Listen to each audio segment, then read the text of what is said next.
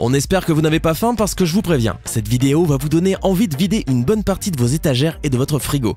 De la vinaigrette pour la salade au repas déjà prêt, des chamallows aux confiseries, l'industrie agroalimentaire est pleine de secrets. Et aujourd'hui, nous allons vous révéler chacun d'entre eux. Voici 10 aliments que vous ne rachèterez plus jamais après avoir vu cette vidéo. Avant de commencer, voici les heureux gagnants du mois de novembre qui choisiront entre des cartes Google Play, iTunes et PlayStation Network. Félicitations à tous ceux qui ont gagné. Et si vous voulez participer au jeu du mois de décembre, n'oubliez pas que vous pouvez gagner au choix des cartes Google Play ou des codes PlayStation Network et iTunes. C'est vous qui décidez. Tout ce que vous avez à faire pour participer, c'est d'être abonné à la chaîne. N'hésitez pas non plus à liker la vidéo et à activer la cloche des notifications. Voilà, comme ça. C'est parti.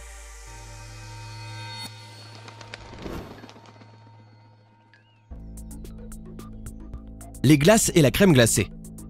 Si vous faites partie de ces personnes qui achètent fréquemment des glaces vanille, fraises ou mûres, alors vous allez sûrement vider vos stocks une fois que vous aurez vu cette vidéo. En 2013, le Time a posté un article indiquant qu'il est possible que votre crème glacée à la vanille sente comme les castors. Et en réalité, ils n'ont pas menti. Les crèmes glacées les plus basiques sont une combinaison de crème, de lait, de sucre et parfois d'œufs. Ces aliments sont congelés en attendant de créer le produit si parfait. Les glaces des centres commerciaux contiennent également des stabilisateurs qui permettent au produit de durer plus longtemps. Mais il y a un additif souvent présent dans les glaces mûres, vanille et fraises, et qui va sûrement vous retourner l'estomac. Appelé castoreum, cet additif provient directement du rectum des castors. Il s'agit d'un agent chimique utilisé par les castors pour marquer leur territoire, et la senteur n'est pas sans rappeler la vanille. Vous trouverez également cet agent dans de nombreux parfums, ainsi que dans des repas préparés naturels. On aimerait vraiment être en train de blaguer, mais ce n'est pas le cas. Beaucoup de fabricants ajoutent du castoreum pour augmenter l'odeur de la vanille. Sérieusement, cette odeur vient du derrière d'un castor, donc la prochaine fois que vous appréciez une glace à la vanille, vous feriez mieux de remercier les castors pour leur régime et leur système digestif unique. Vous êtes dégoûté? Pas de souci, on en a encore plein en réserve des comme ça. La bière. La bière est une boisson populaire et peu de personnes peuvent y résister après une journée difficile. Soyez francs. Il n'y a rien de mieux que de rentrer chez vous, vous étendre dans votre canapé et regarder la télé tout en dégustant une canette de bière. Eh bien, vous feriez peut-être mieux d'y penser à deux fois car nous avons des informations compromettantes sur la bière. La bière est produite depuis 7000 ans, mais la technique a changé au fil des ans. Le processus de fabrication de la bière actuelle est en réalité assez simple. Cela commence par la récolte du houblon qui est ensuite chauffé, séché et concassé. Les graines sont broyées et portées à ébullition, et les fabricants ajoutent souvent de la levure pour donner à la bière ce goût si particulier et pétillant.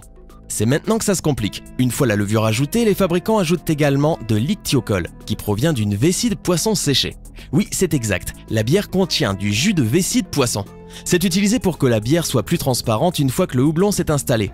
Beaucoup de personnes se plaignent que cet ingrédient n'est là que pour obtenir une bière esthétique et beaucoup essaient de faire en sorte que les fabricants de bière retirent cet ingrédient dégoûtant de leur processus de fabrication. Par contre, si vous aimez la Guinness, vous êtes chanceux, car en mai 2017, Guinness a décidé de retirer cet ingrédient dégoûtant de toutes ses bières. Néanmoins, on ne peut pas vous promettre que votre bière favorite ne contient pas cet ingrédient, et il vaut mieux vérifier ça au cas où. Les chamallows. Qui peut résister aux délicieux chamallows? Ajouter des chamallows à votre nourriture procure un goût incroyable qui vous fera en demander toujours plus.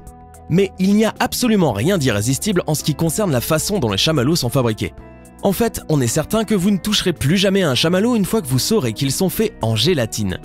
Le processus pour fabriquer un chamallow consiste à ajouter de la gélatine, qui est produite par l'ébullition de la peau et parfois des os de vache et de cochon utilisés par l'industrie de la viande.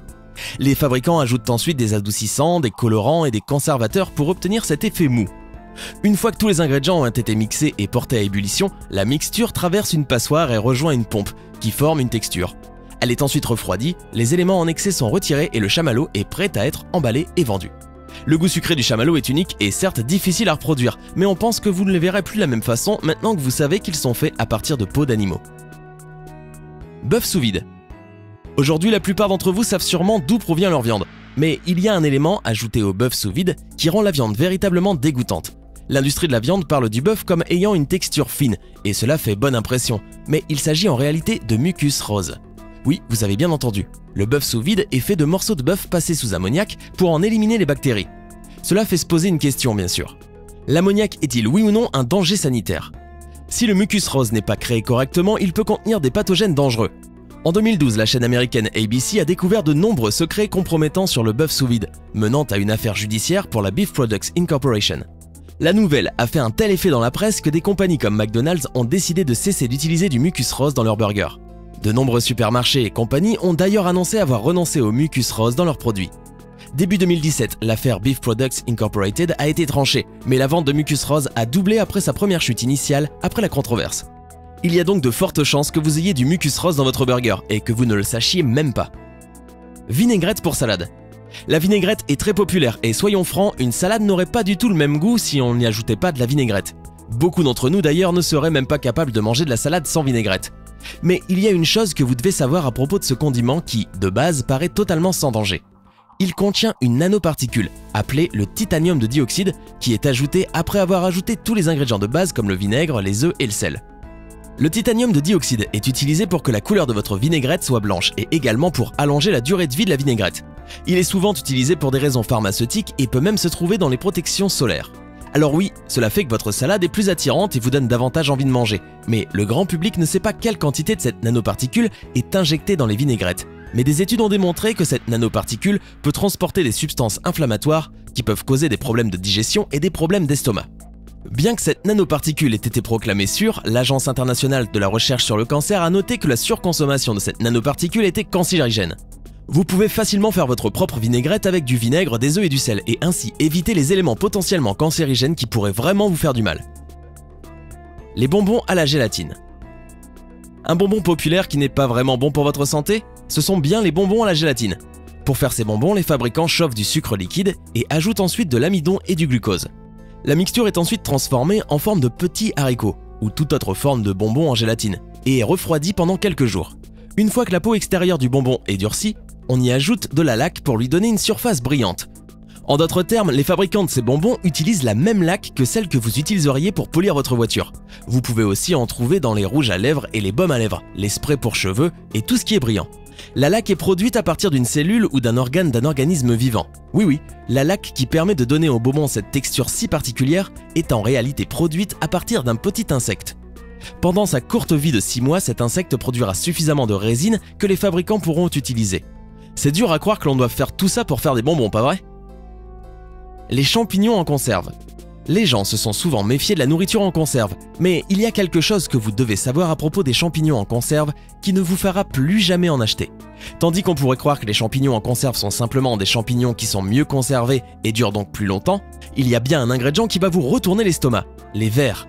Non, on ne plaisante pas, les vers dans les conserves ne sont pas quelque chose de nouveau. Mais savez-vous que les autorités de certains pays ne s'en plaignent pas plus que ça tant que le nombre de vers ne dépasse pas un certain pourcentage? Les autorités de ces pays font en effet preuve d'une certaine largesse en ce qui concerne les aliments dégoûtants qui peuvent être ajoutés à des conserves. Vous pouvez ainsi trouver 20 vers pour 100 g de champignons en conserve et le produit sera tout de même légal dans de nombreux pays. Tandis que la régulation européenne de la nourriture empêche que des éléments externes soient ajoutés à de la nourriture en conserve, cela ne s'applique pas dans le cas des États-Unis. Si vous vous trouvez actuellement à l'étranger, vous devriez certainement vérifier vos champignons en boîte. N'avez-vous jamais trouvé des choses dégoûtantes dans votre nourriture en conserve? Faites-nous part de vos expériences dans les commentaires. Pringles. Les Pringles sont vraiment addictifs et l'on pourrait s'enfiler une boîte entière en quelques minutes. Mais il y a une raison pour laquelle les Pringles sont aussi irrésistibles. Saviez-vous qu'ils ne sont pas en réalité faits de pommes de terre? Ils font partie des aliments les plus conditionnés du marché.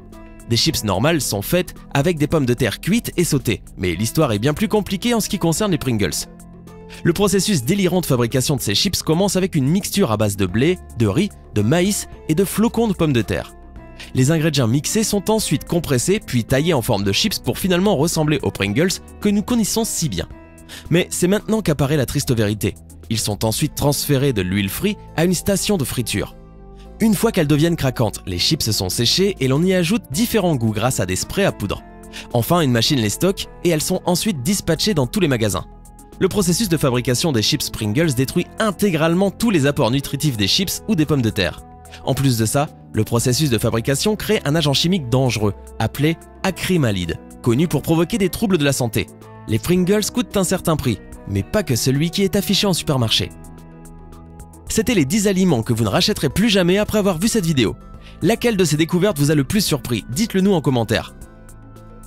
Hey, c'est tout pour aujourd'hui. Si vous avez aimé la vidéo, n'oubliez pas de la liker et de la partager avec vos amis. Et si vous êtes nouveau sur la chaîne, n'oubliez pas de vous abonner et d'activer la notification. Bye bye!